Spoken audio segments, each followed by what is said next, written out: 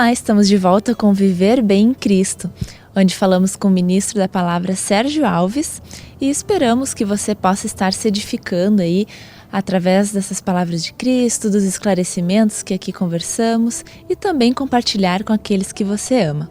Tudo bom, Sérgio? Tudo bem, Stephanie. Uma boa noite a todos os nossos telespectadores aí que acompanham o Viver Bem. E uma alegria retornar ao programa para fazer aquilo que nós tanto estimamos, que é falar da verdade única de Deus, para que o Senhor, através desses programas, consiga de uma forma ajudar e contribuir com todos vocês em algum ponto de necessidade da vida de todos vocês. É uma alegria sempre estar aqui e estou à disposição. É sempre muito gratificante, muito prazeroso, né, falar da palavra de Deus. É um sentimento assim de alegria, né, poder falar da palavra dele também e alcançar vidas, né. Então eu queria começar assim falando sobre o batismo, né. Por que ele é necessário, quando ele é necessário, quem deve, quem não deve, ou se tem alguma restrição, né? Como funciona o batismo e o que Jesus ensina sobre esse ato, né? Nós precisamos ver assim, todas as pessoas que vêm para Cristo e são beneficiadas com a salvação, a gente primeiro precisa dizer assim, que isso é uma escolha de Cristo. As pessoas estão lá nesse planeta, ele não sabe, não conhece Cristo, não sabe por que está no mundo, não sabe qual é a razão dele vir para cá, por que está aqui, e não sabe o que vai acontecer depois também. Geralmente, a maioria das pessoas vive nessa crise de identidade pessoal. Em João 15,16, o Senhor Jesus faz um pronunciamento muito importante para o nosso entendimento. Ele diz assim: não fostes vós que me escolheste. Pelo contrário, eu vos escolhi para estar comigo. Poxa, quando você escuta essa palavra, então o Senhor tem um clubinho fechado. Não. Também não é assim que devemos entender, porque quando o Evangelho ele é pregado, publicado em cada geração, diante de todas as comunidades, Deus está oportunizando a todos a vir a Ele, mas essa vinda para Ele é uma escolha dele, porque quando uma pessoa ouve a palavra e é tocado no seu íntimo, e se sente fisgado por aquele assunto que está ouvindo, algo dentro dele fisga ele daquilo que ele está ouvindo de Deus. Aquilo configura a escolha de Jesus. É um mistério. Porque esse sentimento dentro dela veio porque Deus falou com ela e criou esse sentimento dentro dela. Exatamente. Isso a Bíblia chama de eleição. Mas eu não sei explicar isso. Minha Bíblia também não ensina de uma forma profunda, analítica, o que é isso. A gente não sabe. Na verdade, também tem uma parábola que diz assim, que o reino de Deus é parecido como um pescador que lança uma rede no mar, né? E ali, quando ele puxa, vem peixes grandes, pequenos, de tudo que é jeito. E alguns, ele pegou os peixes, mas deitou fora de volta para o mundo, para o mar. Então, vai entender o que Deus quer dizer com isso também, de uma forma profunda e real. Não é uma coisa fácil. Então, tem muitos mistérios que não são determinantes para a nossa salvação e crescimento espiritual. A Bíblia não fala assim profundamente para a gente conhecer. Mas então essa parte que antecede aí o falar sobre o batismo, era importante falar.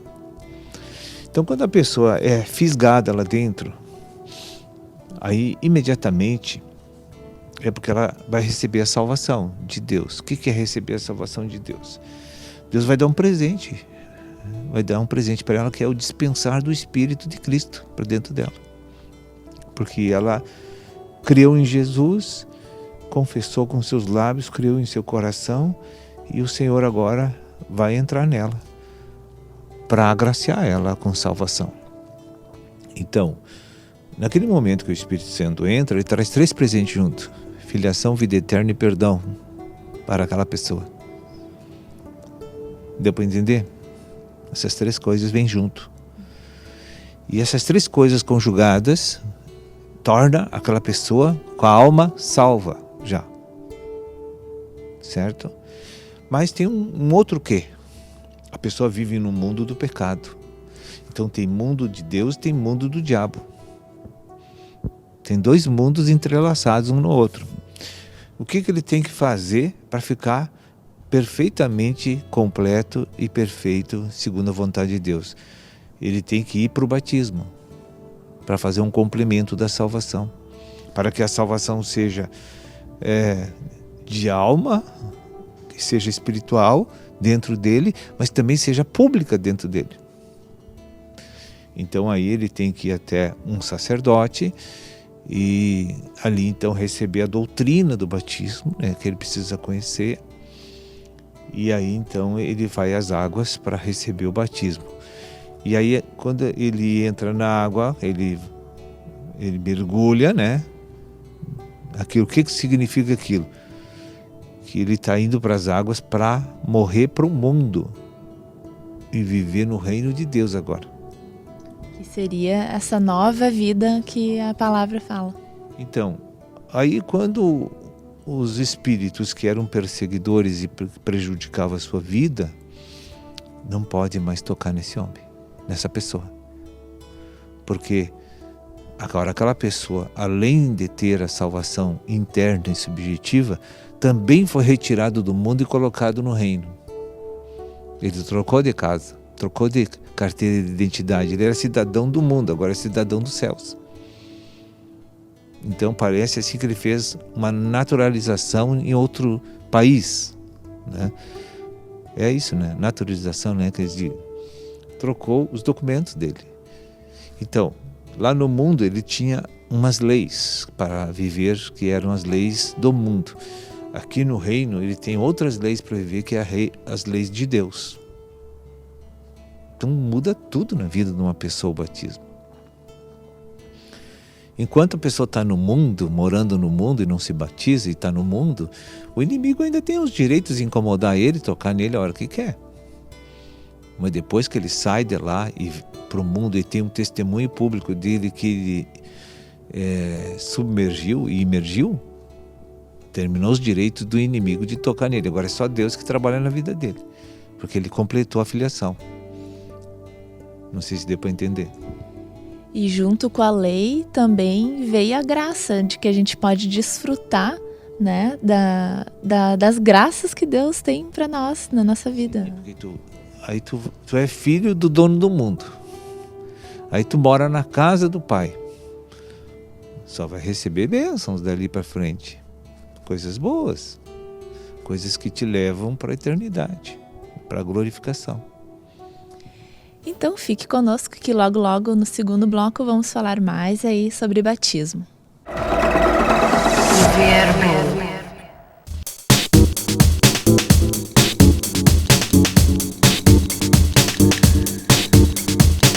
Então, pastor, continuando o nosso assunto aqui sobre batismo, sobre a filiação, o recebimento do perdão, da salvação, da vida eterna e também dessa nova vida em Cristo e da graça de Deus que Ele nos dá para vivermos uma vida com Ele.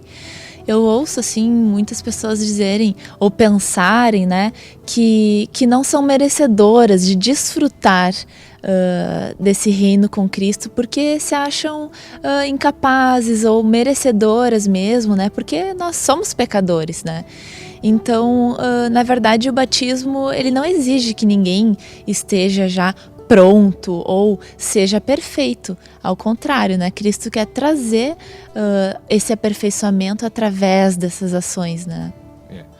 Isso que tu trouxe é um problema até hoje de má interpretação do ensinamento de Deus sobre a doutrina do batismo.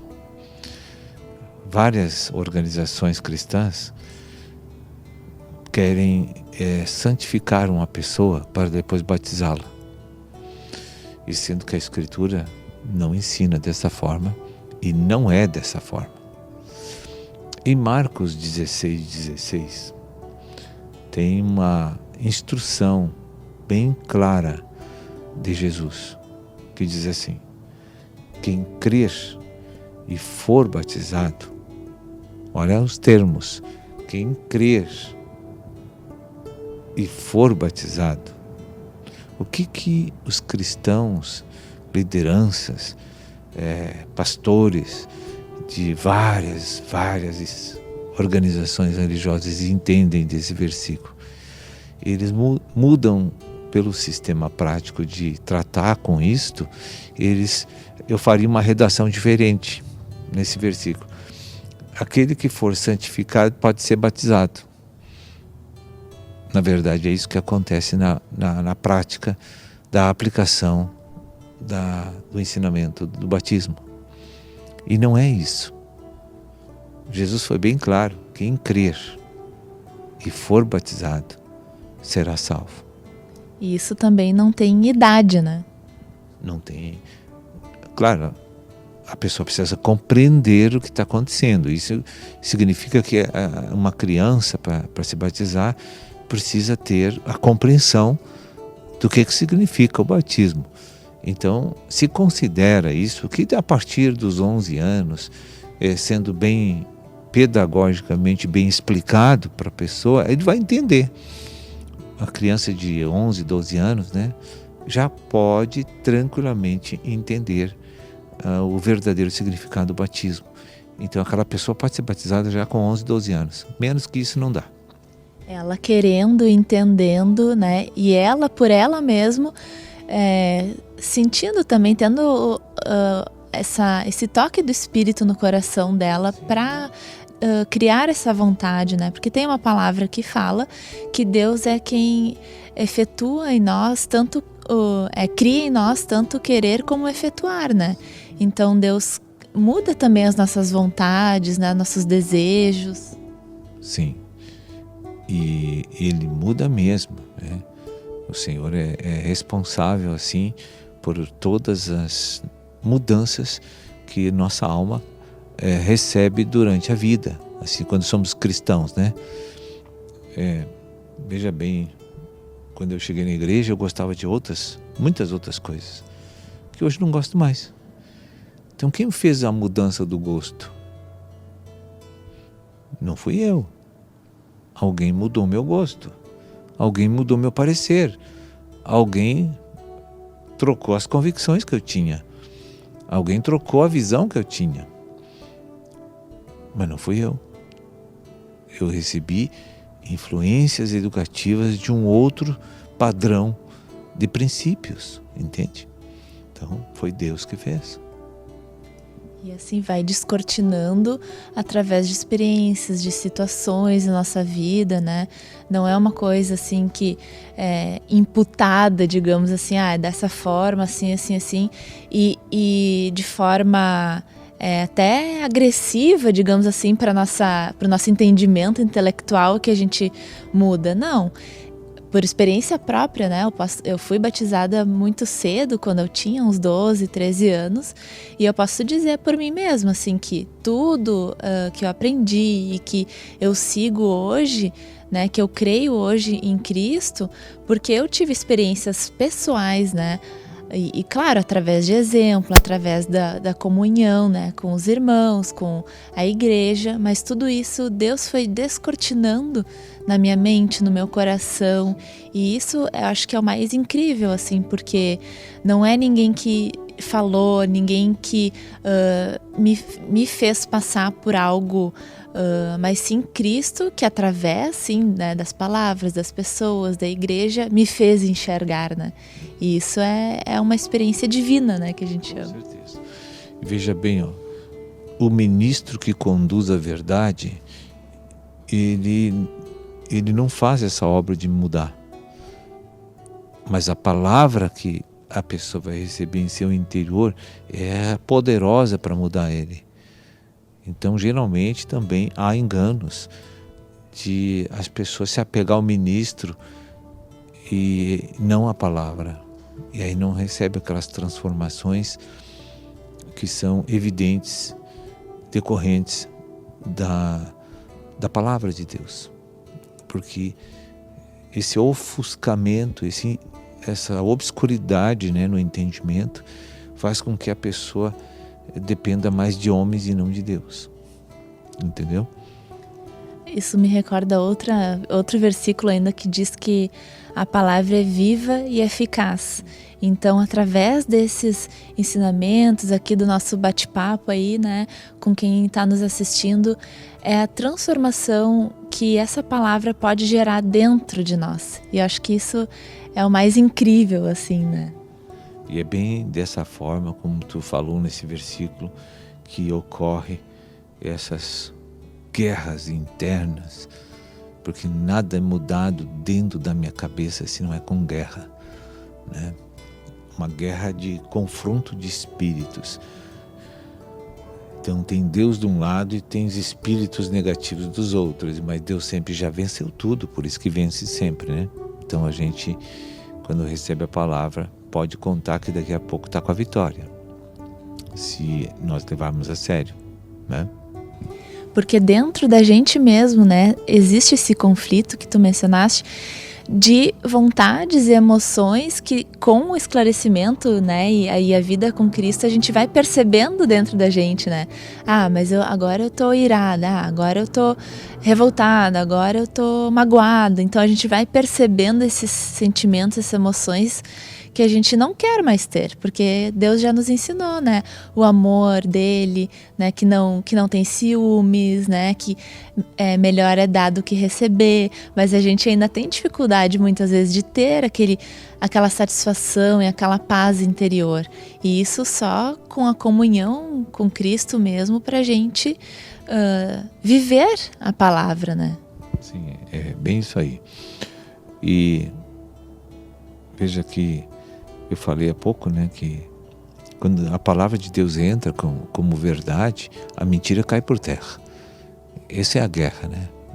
E ali a cruz garante a vitória, porque o sangue de Jesus sustenta aquela verdade dentro de nós, de maneira que a gente venha desprezar os antigos ensinamentos que nos fazíamos errar e pecar.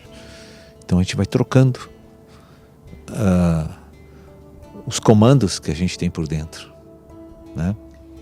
Eu diria assim que o batismo então é uma porta de entrada, digamos assim, para tudo isso que vem depois, para a gente desfrutar, né, e viver com Cristo. É isso aí. E só quem experimenta pode sentir os efeitos, né? Então, que se tem alguém nos ouvindo nesse momento que não entendeu o batismo ainda hoje, creio que isso aí ficou bem claro e não tem por que esperar mais, né? Não tem por quê. Então, se você sentiu o toque do Espírito, né, se está buscando isso, continue orando, buscando Deus, meditando nas palavras dele, né, buscando compreender esse falar de Deus dentro de você, que com certeza ele está falando com você. Obrigada, pastor, e até uma próxima. Que Deus abençoe a todos vocês. Amém. Verbo.